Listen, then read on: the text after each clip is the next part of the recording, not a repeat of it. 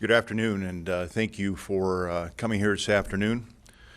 The Arizona Department of Public Safety is a proud and venerable organization with a storied past. Most of the employees serve Arizona with pride and integrity. Whether sworn or professional staff, each of us is held to a higher standard as a member of the Arizona Department of Public Safety. We are keenly aware of our position in society, that we operate with public trust and sentiment as our highest priorities. When one of our own betrays public trust or breaks the law, we respond swiftly and without regret. We are as open and as transparent as the law allows. To that end, that is why we are here today to talk about one of the troopers under our command that has broken the law and betrayed public trust. His photograph is going to be displayed somewhere in here. This is Trooper Tremaine Jackson. He's been with the agency for about 13 years. Trooper Jackson was using his position as an Arizona State Trooper to bargain leniency for favor. As the director of this agency, I implore anyone who has had contact with Trooper Jackson, who may have been affected by contact with him, who may have been victimized either through commentary or through physical action by Trooper Jackson, to please come forward and let us know about your inappropriate experience.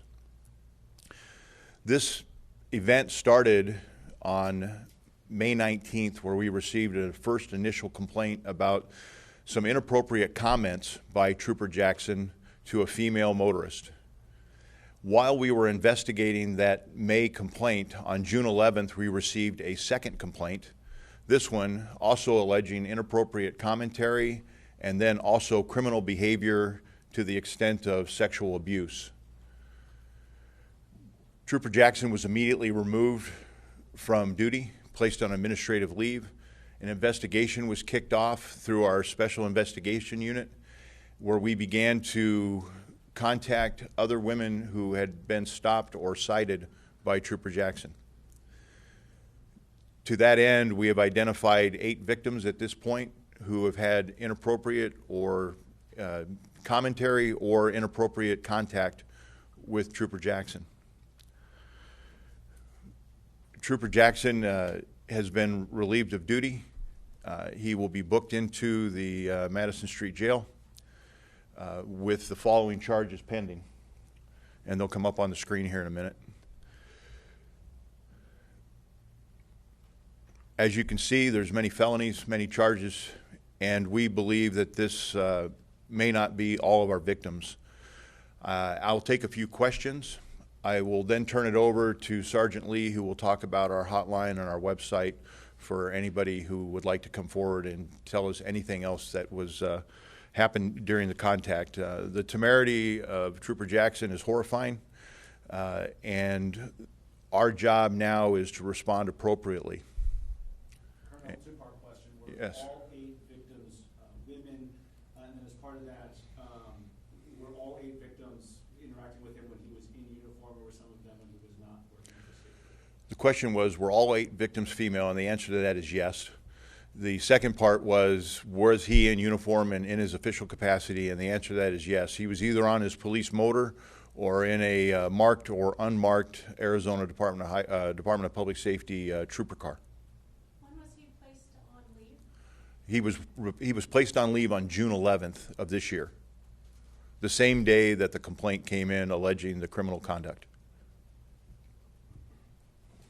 I see there's 8 counts of forgery on there. What was exactly allegedly forged in this case? The forgery stems from him falsifying departmental worksheets or citations. And what did that entail? I got to be a little careful with this. We're looking for other victims. I don't want to give too much detail, but it had to do with the amount of time at a particular location. How much can you talk about the kidnapping allegations? The kidnapping allegations stem from him keeping people an inordinate amount of time and not allowing them to free to leave when they were not under arrest. And can we pinpoint a time where they detained a half hour or? I'm going to leave that a little vague because as we're going to interview other people. Part of this is the modus operandi, the MO. We don't want to give too much of that information out to the public as we would like to make sure that those MOs match as we talk to other potential victims. Along those lines, can you explain fraudulent schemes and what exactly the background is on that? I cannot do that at this time, sir. I'm sorry. Sexual extortion, same. He was using his positional authority to extort sexual favor from these traffic stops, from the women of these of the traffic stops. Colonel, just to make clear, and I think you alluded to it at the start, but if they did that, they would get a lighter punishment for whatever violation, or can you expand on that? I don't know that I can go much further than that. I'm sorry. I think you'll have to draw your own conclusions on that. But yes, he was using positional authority to bargain for leniency. And when you found out about this investigation, what was your reaction? We're horrified. We're absolutely horrified that, look, most of us in here are parents, or we have loved ones who are female, and to think that under the color of authority, the trust that the public places on the shoulders of law enforcement is betrayed by a single trooper that tarnishes the reputation of an agency or of a profession and victimizes women on a traffic stop is horrifying. What kind of public record documents are you referring to in the charges? Are we talking about citations or these actual documents? I'm sorry, sir, I don't understand your question. With a public record, what does that mean? What kind of documents? They're internal documents that we use for keeping track of activity. He was placed on leave on June 11th. How far back did, according to the investigation, do the abuse, or did the abuse begin? So June 11th, we had the first allegation of criminal activity. He was placed on administrative leave. When we started querying all of the people the females that he had stopped before, we started a query back to them and interviewing them to find out if they had what the contact with Trooper Jackson was like. I think the oldest allegation that we know of goes back to October 29th of 2018. And for lack of a better term, how physical, I mean, you have 2 counts of sexual abuse here. How physical were these cases? The question is, how physical were the cases? They're enough to charge the crime. Again, just because of the MO issues, I don't want to get into that, the modus operandi issues. But obviously, it was enough to charge Trooper Jackson with these crimes. So they were sexual favors? That is correct. Was he disciplined in relation to the May 19th complaint? No, there was no discipline ever levied off of this until today. Do you think body cameras would have prevented this? The question was, do I think body cameras would prevent this? And the answer is probably not. The cameras can be manipulated to some degree that would allow people to do other inappropriate things.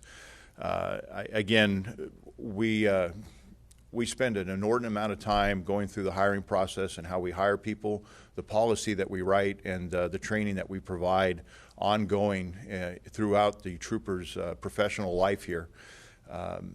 There's always room for improvement. We continue to revise and look at ways that we can be better at what we do, but it's very difficult to know that in the middle of a career that somebody might go sideways and do something inappropriate. To that end, I'm going to stop. I'm going to turn it over to Sergeant Lee, and he is going to walk you through the hotline and our numbers. Thank you guys for being here and reporting this incident.